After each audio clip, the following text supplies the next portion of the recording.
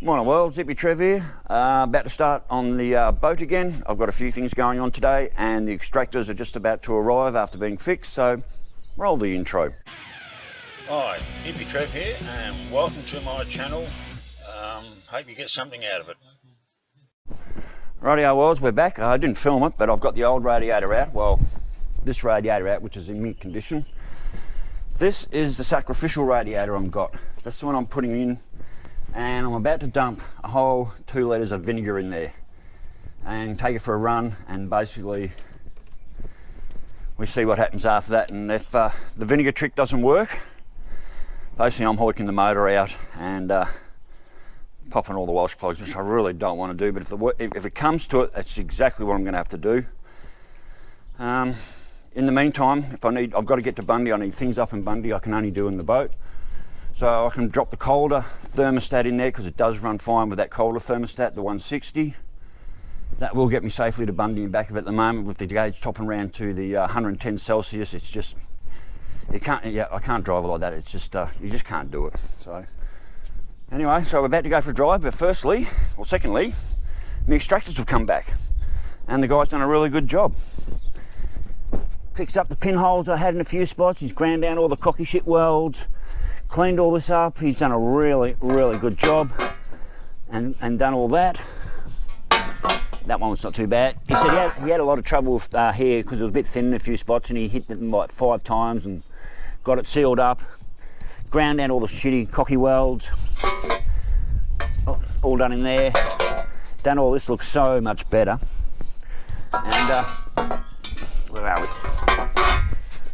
I don't have to worry about this hole here, because what I'm going to do, I'll take to the exhaust joint and I'll just ask them to just slice seam off here on both sides, and what they can do is just join up 2 bits of pipe and join it to my system, and they'll make it work. So, and yes, they're yellow, because I like yellow exhaust pipes. I had an old Honda 754 back in the day, and the bike was completely black. And being a Richmond Tigers supporter, go Tigers, I painted the pipes on my bike bright yellow, and it did look shit hot.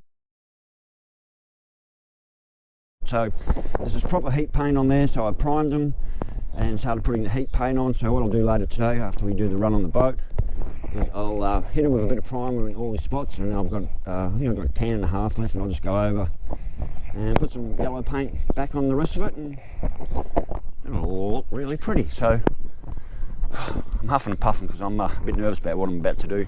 And as good mate Stewie says, make sure you're careful when you pop that radiator cap with hot vinegar in there. It could do some serious damage. So and probably put it under a bit of pressure. I'm even going to go and see about investing in another radiator cap. I know 13 PSIs to go. So anyway, this is it. Well, we're going to drop some vinegar in, and I'm not taking you on the run. I'm just going to drop some vinegar in, go for a run, drop the water, and see what happens after that. So, all right, I'll get back to you when I've got a final report. Later, bye. Righto, well, so I've just come back from a fairly short run. I didn't want to go too far. No water leaks. This hose is a little bit short because I got the radiator set back. Normally I have it pushed forward. So this is the other radiator. So a little bit of a change, maybe. So right gauge sat pretty much normal. This one, it did go around to 100, and it only went past 100 once. It didn't hit 110, and it went a tad over 100 and dropped down. It stayed there for a little bit longer than I liked, and then it came back down and was basically hovering mostly around the 90, and then up to the 100 and back, 100 and back, 100 and back. This gauge stayed about the same. So I've been sitting here under idle. For about 3 or 4 minutes now. It's not overheating, it's just idling, which is good.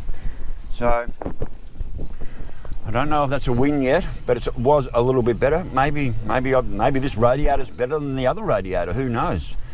But what I'm going to do, I'm just going to shut her off. I'm going to leave it in there. I'm going to leave the vinegar in there for a while, just let it in there and just whatever. Then I'm going to go for another drive, and then probably another drive, let it sit, and another drive, and then later on today I'm going to drop the water, flush it through, throw the bicarb through it, and basically see what happens after that. So righto worlds, I'll get back to you later in the day, and hopefully I've got some positive news. Otherwise, as a lot of you are saying, motor out, buddy, pop the Welsh plugs. My mate's got a camera as well. Mate Stewie's got one of those little cameras that you can look into, so if I do have to pull the motor out, he's going to come over and he's going to get his camera out and we're going to go through all the Welsh plug holes and have a look and see what's actually in the block there. Maybe there's some chemi weld. The guy that went to do the heads up that I got the newer heads off said at some stage someone has put chemi weld in there. Maybe there's something like that floating around. I really don't want to pull the heads off again. I really don't. And my biggest problem at the moment is I've got no lift points to lift the motor out with, so I don't even know how to lift the motor out if I have to. But anyway, so yeah, my mate's got a camera.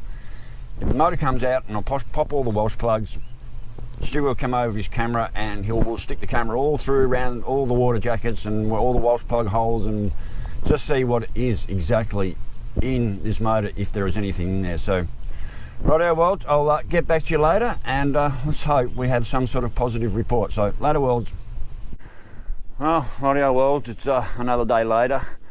I haven't had a lot of time to put into the car. Michelle's here with her van and we've been getting her solar panels working and cleaning out the inside and getting everything running as it should, because when she got the van everything stopped working, so I've got all the solar panels working again and so forth. So I spent 2 solid days pretty much working on a van. What I did do to the boat is I put the sacrificial radiator in, dropped in 2 litres of vinegar, drove it around, no difference. Dropped the water, flushed it, then I put in 4 litres of vinegar, drove it around, flushed it. Then I put in 2 litres of cleaning vinegar, drove it around, and then what I did do was I didn't fill it up properly and we got halfway down the road and the temps went up, and when I pulled the cap there was actually no water in the radiator. So we get home, the thermostat housing's leaking, the front gasket here was literally blown out, just literally come out. And then when I went to put the thermostat housing on, I was filling this all up and water started pissing out the manifold out through here, which I'd filled up with goop, and water was coming out through somewhere through there. So basically this manifold is fucked. That's the old goop I had in there, so I'd fill that full of goop and I'd fill that full of goop. This is the weld that was pissing out. So basically that manifold is pretty much toast. Glenn is sending me up a manifold, a slightly different one. So there is just, at the moment, there's no point even trying to put this back together. I'll order another manifold kit from JJ's, because that manifold kit they got me was way better than the one that came with that horrible head gasket kit.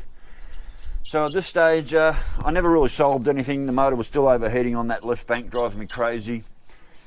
We really are at the point now where I think the motor is gonna have to come out. Maybe I pull the heads off. I try and get myself a proper 253 head gasket kit, because that's the 308 head gasket kit on there. So maybe I pull the heads off again. The biggest drama is because I torque these 2 inner bolts down here to fucking 75 pound. That, you know, when I go to untorque it, are they going to smash out this casting here? So while I'm this far down, all I really do is just pop the heater box out, hoik out motor and tranny together. Then we pull all the Welsh plugs out. My mate Stewie, he's got one of those cameras we can shove in through the Welsh plug holes and have a good look around the motor. So whatever's going on this left-hand bank of the motor, it still hasn't been solved. After all this time, I haven't solved it. And maybe having that valley blowout today. It also, because the thermostat housing started leaking, I'm like, what the fuck's going on there? And then I looked down and the gasket here had literally come right forward. It was out, so like there was just no point even trying to start the motor again. And like I said, the valley was leaking like down here. I either through one of these bolt holes in the valley. It was just, water was pissing down the back of the motor. So there we are, Worlds. We're back here again. Damn it. Motor's running beautiful, it just flies, you know, it just absolutely goes. So I think maybe that is the thing. Maybe the next thing is literally pull these heads off again, clean everything up properly, get all them Welsh plugs out, and just go over it 100% before I even think about putting it back in. She's off the road for at least a couple of weeks again now, by the time I get gaskets and shit in. I've got to try and find... so this is a Holly, and it's got the block-off plate here, and I believe it's that's a spread bore setup. I don't really know, so I'm going to have to pull the Holly off and work out what sort of gasket where did that come from there, I hope? Yep. Work out what sort of gasket I need here, so I'm going to be on the hunt for gaskets. I don't really need to put a 4-barrel carby on there, it's not necessary. So yeah, that's the gasket kit I want to use. It already comes with oil things on it, so that's burnt. It can't be it's burnt. It can't be used again. So there you have it, worlds. Not defeated, but certainly exhausted. So anyway, worlds, stay safe, keep your knees in the breeze, and we will catch you later. Bye.